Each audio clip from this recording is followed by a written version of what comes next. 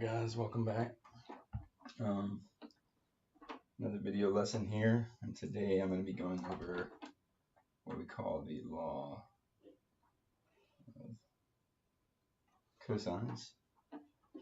And the law of cosines is a formula that can help us solve some scenarios that the law of sines cannot help us solve, okay? But just like the law of sines, the law of cosines is a relationship between the angles and sides of any triangle, not just a right triangle, but non-right triangles as well. So it's not as easy to prove as the law of sines was, so I'm not going to make you do that, but I'm going to go ahead and tell you what the law of cosines is, and I'll write it up here, okay? So basically, here's how the law of cosines works. It's a little more complicated, but it would go like this. A squared equals b squared plus c squared minus 2bc times the cosine of a. This is the relationship between sides A, B, and C. Just so if you have a little triangle here, you got sides A, B, and C. You got angle A, angle B, angle C. This would be a relationship between these three sides and this angle right here, right? Because you notice the only angle in here is A. So this works if you had triangle ABC like this. It works like this, and you can go ahead and write that down. Or you could say b squared equals a squared plus c squared minus 2ac cosine b. Or you can say c squared equals, what do we got? A squared plus b squared minus 2ab cosine c. But what you notice here is whatever side's over here would also be the angle over here. Okay, so those are in triangle ABC. This is the three ways you can write that. So if you would, take a minute, pause the video, and write those down, remembering this is a minus sign and this is a multiplication sign. So that is the law of cosines, okay? So what I'm going to do today is I'm going to teach you how we can use the law of cosines to solve two types of triangles, okay? Two types of scenarios. We're going to do what we call an SAS scenario, okay? And we're going to do a SSS scenario. And it is part of your job to figure out when do I use the law of sines or the law of cosines, and I'm going to try and help you distinguish that here. So the main goal today is we're just going to be solving triangles, okay? So what I'm going to do is I'm going to give you some scenarios, and we're going to go through them together. So once again, we have triangle. All the examples today will be triangle ABC, right? And the goal is to solve the triangle. So we want everything that's missing, right? Everything that's missing. So here's what we got on the first example, okay? We got B is 9, A is 14, and the measure of angle C is 17 degrees, okay? So here is the info for the first one. So if you'd like to pause and kind of draw the scenario out, I think that'd be beneficial for you. But here's what it looks like. Here's my generic crop triangle, A, B, C, and so side A is 14, side B is 9, and side C is 17 degrees, okay? So what I want you to notice here is this. We can't use the law of sines here, okay? We can't use the law of sines because there's no angle and side pair that are filled in. So for example, I have side A, I don't have angle A. I've got side B, I don't have angle B. I've got angle C, I don't have side C, okay? So in this case, what we have to do is we have to resort to the law of cosines because the law of sines cannot be used yet, okay? We can use it in a minute. But right now, to do this first thing, we can't do it, okay? Now, look at this example, okay? You see the angle that we have, angle C? Okay. There was one of those forms that had angle C, okay? And it goes like this.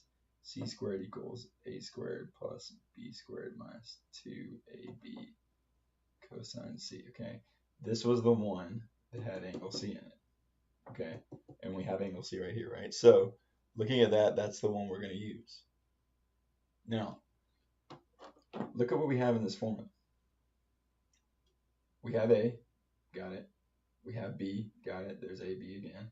And we have C. So all we have to do is put all this stuff in here, and we can solve for this, and this is side C. So once we have side C, we can go back to the law of sines, and we can do the law of sines to complete the triangle, right? But right now we have to use the law of cosine. So watch what I'm going to do. I'm going to put in all my information that I have and kind of see what's going on here, okay? So watch this. I don't have this, so I'm going to say, okay, C squared, right, equals A squared, that's 14 squared plus 9 squared minus 2 times 14 times 9 times the cosine of 17 degrees, okay?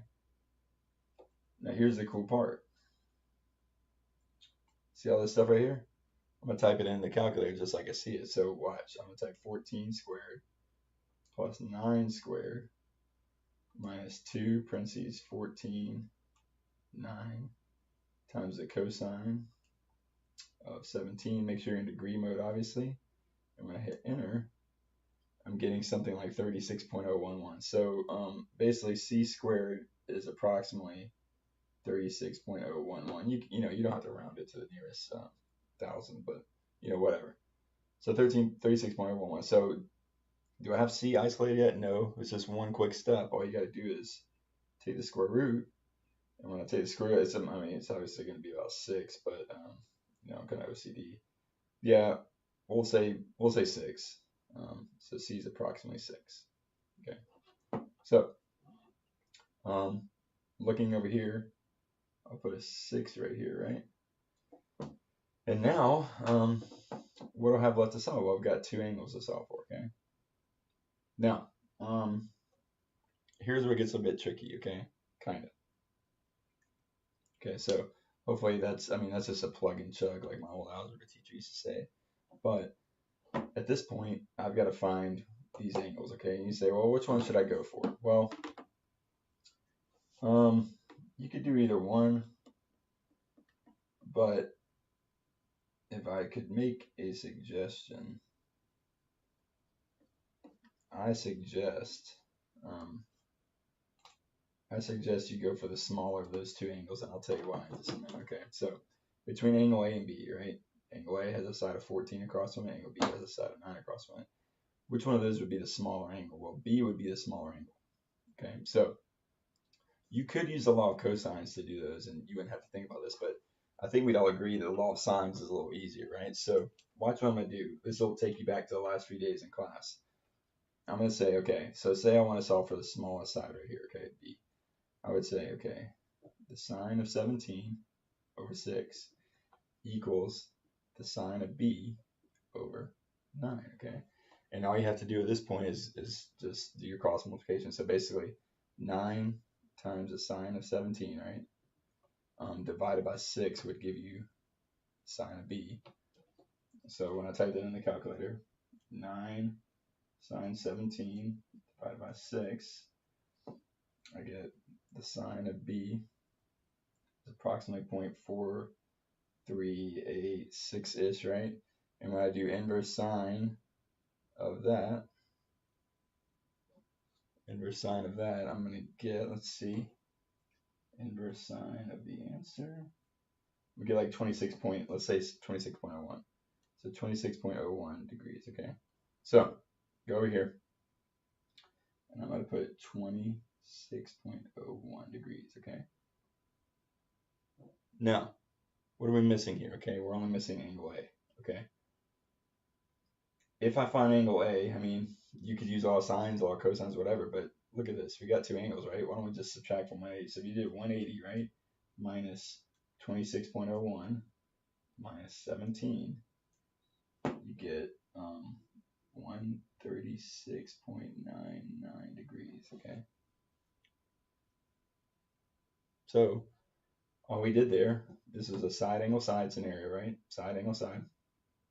We used the law of cosines to find that missing side, and then we just picked up the law of sines from there, okay? Now, remember what I said about finding that smaller angle first, right? Let me show you why you might want to do that if you're resorting to the law of sines next, okay? Here's why, okay? So let's say you had solved for this angle first, this angle A, right? So watch this.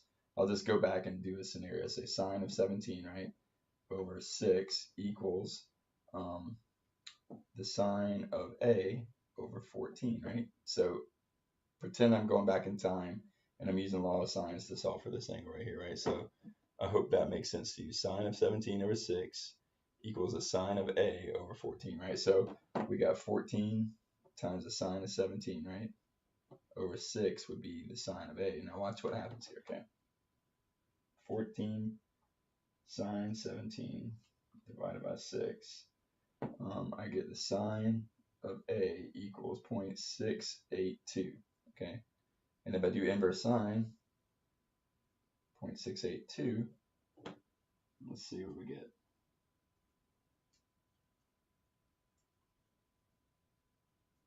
Sorry, inverse sine of the answer. You get 43.01, okay? This is not that, okay? 43.01, 136.99.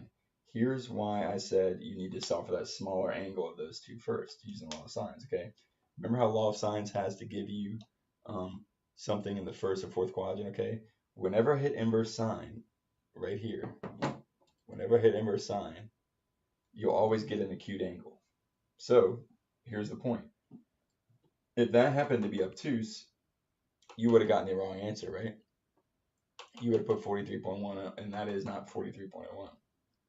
Okay, so that's why I say solve that small one first, because do you realize in a triangle there can only be one obtuse angle maximum? There doesn't even have to be one, but if there is one, there's only one. So if you solve for the smaller one of those two, there's no possibility for that being obtuse, and you don't have to go through this headache here of, well, did I get the right one or not? Okay, so in a side angle side scenario, okay, let's recap. In a side angle side scenario, okay, you have to use the law of cosines, okay? And you have to use the law of cosines to find for that missing side across from this angle. Once you do that, you can revert back to the law of sines, which is much easier, but solve for that smaller angle first, and then just use algebra to find that larger angle, okay? And then we completed what we call a side angle side, okay? That's the same steps every time for a side angle side, okay? Pretty easy, okay? So the final answers would be angle B is 26.01, angle A is 136.99, and side C is 6. Okay, there you have it.